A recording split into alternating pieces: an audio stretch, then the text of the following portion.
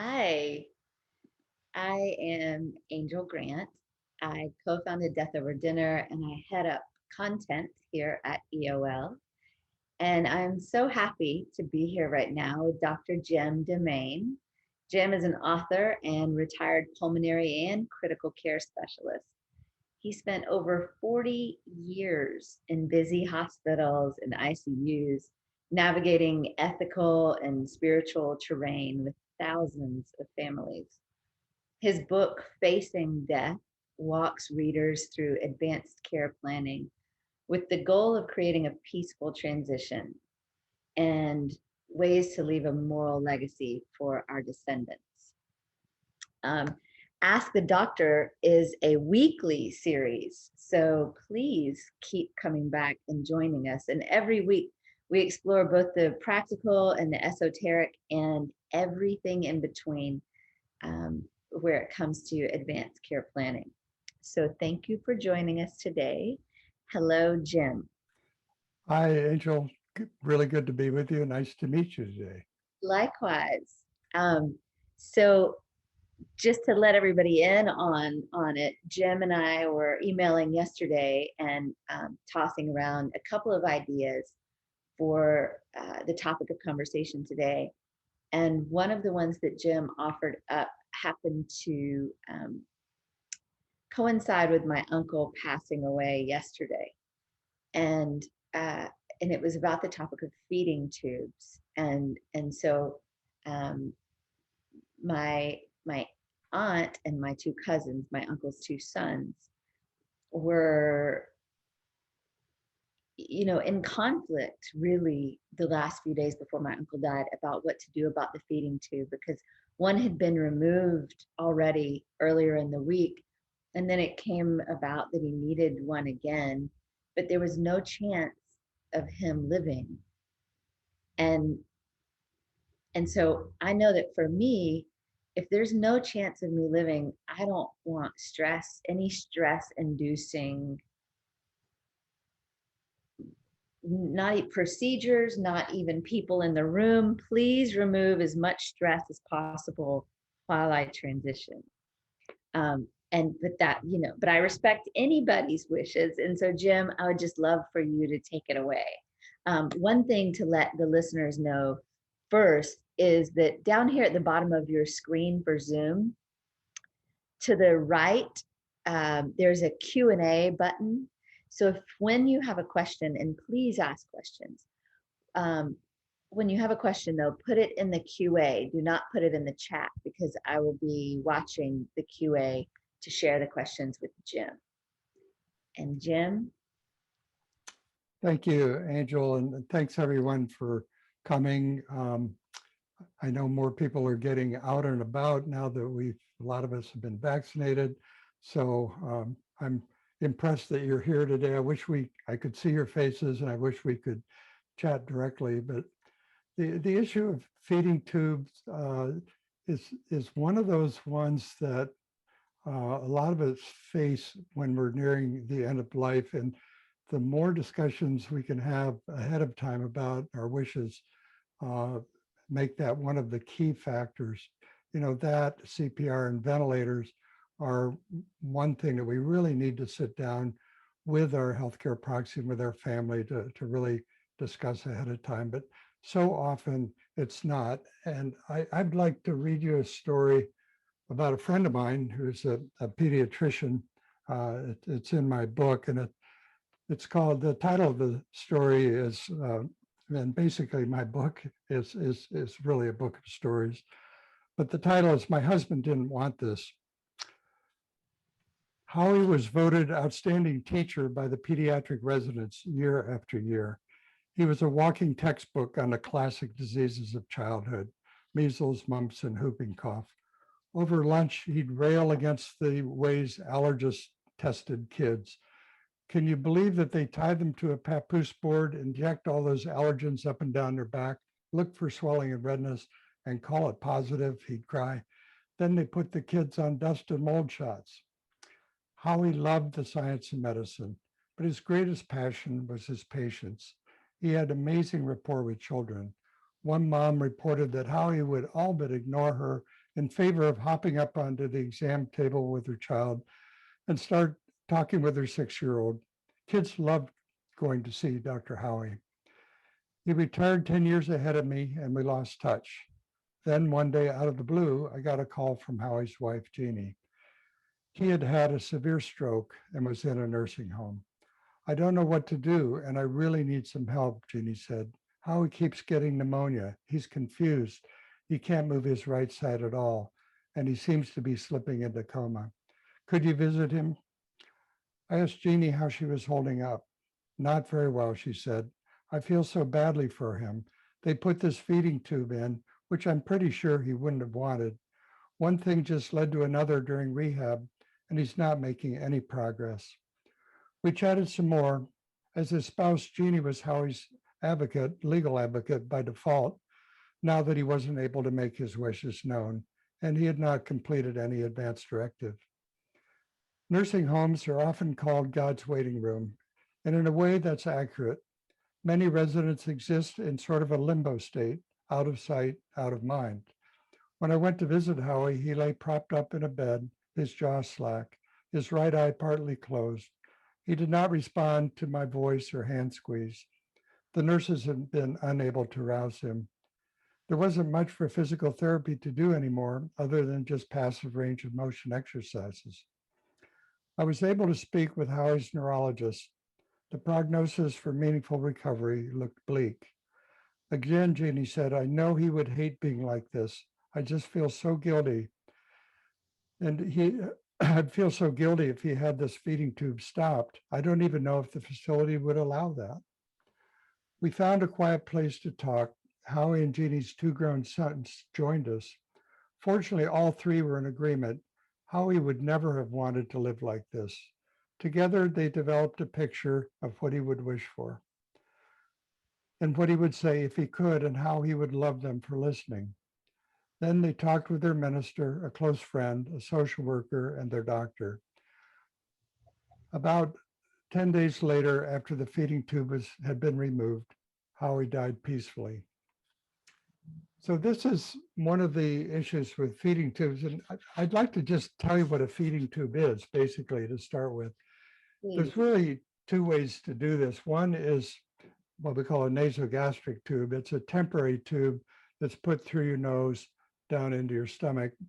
But it's not a good long-term solution because it can become dislodged or the patient finds it uncomfortable and pulls it out. And if it gets partially dislodged and you're trying to give tube feeding, the feeding can fill up the stomach and you regurgitate and get aspiration pneumonia. The feeding actually ends up in the lungs rather than in the intestinal tract. So what's been done now for many years is called a PEG tube. It's a percutaneous endoscopic gastrostomy, which is a big mouthful. But What is what that? the gastroenterologist does is he puts a scope down through your nose into your stomach. It's got a camera on the end with a light, and they shine the light up through your abdominal wall so they can actually see where to make a small incision and pass a wire into the stomach, and then over the wire, they can put a feeding tube directly into the stomach with a little balloon on the end so it won't pull out, and then secure it to the abdominal wall. So it's then fairly simple to give feedings or medications directly through that tube, and you don't have anything in your nose or airway. And using common supplements like Ensure keep somebody alive indefinitely with feeding tubes. One of the issues with them, if you're obtunded and not alert and your head isn't very well propped up, that material in your stomach, particularly if the stomach isn't emptying well, can regurgitate up, and again, you get aspiration pneumonia. And I'm pretty sure that's what was happening to Howie. So it's a real dilemma. You know, once you get into the medical environment, you often have what I call a medicalized death. Death is a natural event. It really doesn't have to be medicalized with almost a conveyor belt of technology that we can apply. So he was in an in-between situation where they were hoping for recovery from his stroke. And he really wasn't recovering. It was a very dense stroke.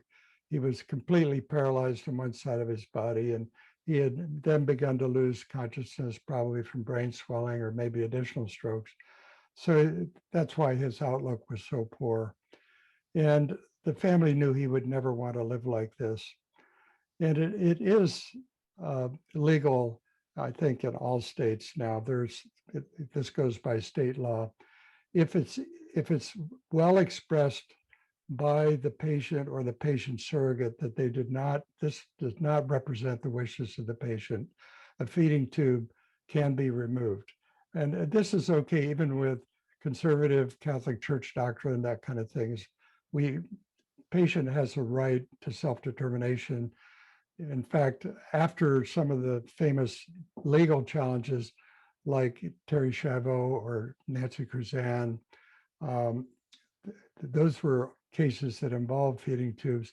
It evolved to the point that it is okay to remove a feeding tube. You have a right not to have intervention on your body if you don't want it. And that was a very important event. And then once the feeding tube is removed, some people are tempted to continue intravenous fluids, but what you're then doing is you're just starving somebody and you're prolonging their death because you can't get enough calories in. You can keep somebody hydrated, but that means they're going to have a prolonged starving death. So generally when a feeding tube is stopped, then fluids are stopped as well. So your Someone, basic, oh, sorry. no, go ahead, please. How do you keep someone comfortable in that situation? Well, care for comfort is kind of the mode you would be shifting to then. And you can use various sedatives like Versed, a relative of Valium, diazepam, or you can use low dose narcotics if there's discomfort. So you can keep somebody generally quite comfortable in that situation. It's hard to assess how much discomfort somebody has. But I think what always helps for comfort is to have loved ones around them, to have music that they know and love, have comforting voices around them, and then try to pay attention, if anything, overtreat potential discomfort. We were always taught in medical school, don't get somebody hooked on narcotics. It's not good to use too much. But your goal there is to relieve comfort, and with good nursing care, that certainly can be done. And that's one advantage in a nursing home, is you do have a lot of assistance for the family, in managing the death. Sometimes the death from a stroke at home can be quite difficult because it's very prolonged and it's very difficult for family. You have to hire in aides, and my sister went through this, and it was very, very hard on the family. I have a story about her in the book as well. So I have 400 questions that are all arising at once, but I would like to say to everyone listening, please, if you have questions, put them in the Q&A box. So I'm going to ask some rules, like, direct ones in this way. Jim, so someone is taken off the feeding tube and the liquids are stopped, then that person is going to die within a few days of probably not their condition. It can be more than a few days. It can be, I think it took Nancy Cruzan 13 days to die. So it's amazing how long the body can go. But yeah, it's often around a week to 10 days or so. Yeah. And so they die of starvation? Is that? Actually, they're dying of dehydration because of lack of fluids. And when that happens, your circulation slows down and your kidneys don't work, and then the waste products build up in your bloodstream. And that actually causes more unconsciousness and more sense of peace. So as those waste products build up, and I watched my father die that way in a nursing home. He had been very clear. He wanted no feeding tube, no extra fluids or anything. And I lay on a cot during his bedside. It's basically like going into kidney failure. Um, the blood becomes, acids build up in the blood, and waste products build up, and you slip into a deeper and deeper coma and have kind of deep breathing. His body care was very easy because his body was dry. We didn't have to diaper him or put in a catheter or anything like that. So it was the old fashioned death, really. I mean, that's the way we all used to die. Was, we get a chronic disease and then gradually slip into coma. And, the final event could either be heart failure, too much stress on the heart, or simply dehydration. Mm. Thank you. We have two questions from listeners. The first one is from Bill, and he says, "Thanks, Jim. Just a comment on medical aid in dying and feeding tubes. For those who qualify for the choice of medical aid in dying and have a feeding tube in place, they can use this means to self-administer the medications provided they are both mentally competent and able to use their hands to activate the syringe." Yeah, that's true. Yeah, and I think the 11 or so states that have, and we need to have a separate session on medical aid in dying. But yeah, yes, the feeding tube can be used. Um, Sometimes even a rectal tube can be used if a feeding tube is not there. I mean, there's been um, a lot of correspondence among physicians that are involved in this, as to ways of allowing a patient to self-administer, but they do have to go through the state laws, and they are very similar. Oregon pioneered this, but they're very similar in every state that now allows this. You need to make the requests. You need to repeat the requests in writing, and then there's generally a waiting period, but sometimes that's allowed to be waived now by certain laws. And then the patient has to be able to self-administer. Those are all precautions to prevent abuse. So I think that's felt to be very important in the state legislatures that are passing these laws. That makes sense.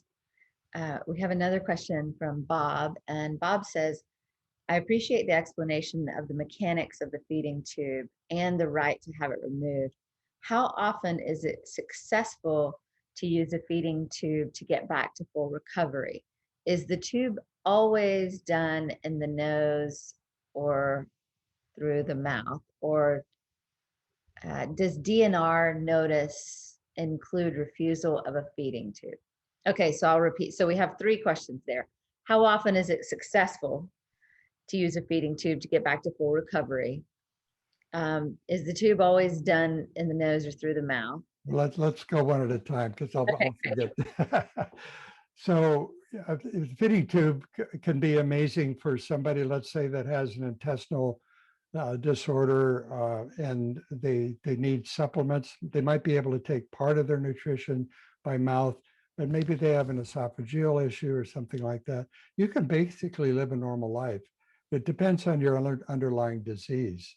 Um, so if it's a condition that allows you to be normal, otherwise it's just a esophageal blockage or something like that, yeah, you can go on indefinitely with a feeding tube. And, after a stroke or other condition like that, it just depends on how severe the stroke is and how you do. That's why there's a gray zone in this. Sometimes the feeding tube is used for a while, hoping for full recovery. But you're right. Once you put it in, it's very hard to say, I'm going to take it out now. It feels more like to the family, like I'm killing my loved one. Um, we have another question from Pat. Well, he had a couple more, I think that. Oh, you're right. Thank you. Yeah. I got a little thrown off because my phone is on silent, but it rings in the computer. Ah, Oh, that's crazy. I apologize for that. Yeah. Um, so yes, so Bob's second question was, and you addressed this a bit, but is the tube always done in the nose or through the mouth? Well, it can be placed either way, um, but for long term, you don't do the nose or mouth. You do it directly through the abdominal wall, and that's what we call the PEG tube. That that's the percutaneous endoscopic gastrostomy. So I spent my whole first year of medical school with a dictionary. So when you walk into the hospital now and they use terms like that, it is like learning a foreign language. I apologize. And then Bob's third question was, does DNR notice includes refusal of a feeding tube? Well, DNR, let's say you're DNR, but you go in with a stroke or a heart failure or some other condition, you might want that level of treatment. It's what we would call selective treatment. I'm DNR, but I would take a feeding tube for a few weeks to see if I can get back to my current state of existence because my quality of life isn't terrible. I would like to go on, so I would be willing to accept a feeding tube for that period of time. So it is a separate decision than the DNR. DNR does not mean do not do everything. It just means do not resuscitate. Because let's say if you have your DNR, but you have a pneumonia, uh, and let's say you have COPD and it's a significant pneumonia, you might be willing to even go on a ventilator for a few weeks while the pneumonia clears to get back to your current state of life. So the DNR is really very specific. If my heart stops, my breathing stops, and I'm essentially dead, would you want me to bring you back with resuscitation? But beyond that, you can choose full treatment under the next option, which could mean do everything else, but don't do DNR. And then you have to be a little selective. And of course, you may be unconscious at that period of time. And then your healthcare proxy needs to step in and help to make those decisions with your medical team. Just in response to what you just said, and in response to all the people who have died in my life this last year, and I've witnessed so many different end of life scenarios Yeah. where it's really made me more than ever aware of how many different scenarios are possible where decisions need to be made where we couldn't possibly Right. have specifically known to tell a healthcare proxy or share with Right. our family what we would want in these situations, because the situation possibilities are endless. And so So how do true. we handle that? Yeah, I think sometimes we place too much trust in a piece of paper or a technology solution or something like that where it's going to be black and white. They're going to really understand what I want. And these situations are nuanced because we all die differently, and there's different questions that come up in each situation. Um, it's a good idea. I encourage people to write an essay about your quality of life and what that means to you, what may or may not be acceptable, and try to go over those scenarios with your loved ones, with your healthcare proxy. But you can't cover every situation. I mean, some of the forms try to do that, where you go through value statements, 5 wishes, advanced directives has a whole bunch of wishes you go through. But it's almost impossible to anticipate everything. And sometimes your wishes change too in discussions over a period of time. And it puts a lot of burden on your healthcare proxy. So I think if you have a serious illness, you really need to have those more detailed discussions. But again, we talked about this in the last session a lot about the healthcare proxy, how important it is for that person to really truly know your heart and to be very strong and to be able to make those tough decisions. Mhm. So now to Pat's question. Pat says, if the feeding tube and fluids are stopped, what, if anything, would a palliative care person do or a hospice person? Thank you both. I'm sorry for your loss, Angel. Thank you, Pat. Yeah, well, hospice can come in and help the family uh, do the care that they need to do. Teach them how to give the medications uh, either through an injection or maybe under the tongue, or if the feeding tube is in, maybe you could still use that for medication. How to do the body care, how to set up a hospital bed for their loved ones, how to prevent bed sores, uh, phone number to call 24/7, how to find aids, how to get a hold of spiritual care and support, and then afterwards for grief support. I mean, there's so much that hospice does, and it's just overwhelming to the family without that caring help that's needed.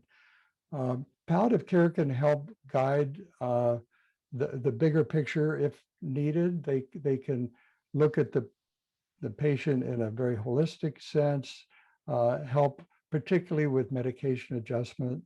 Um, and sometimes somebody really needs to step back.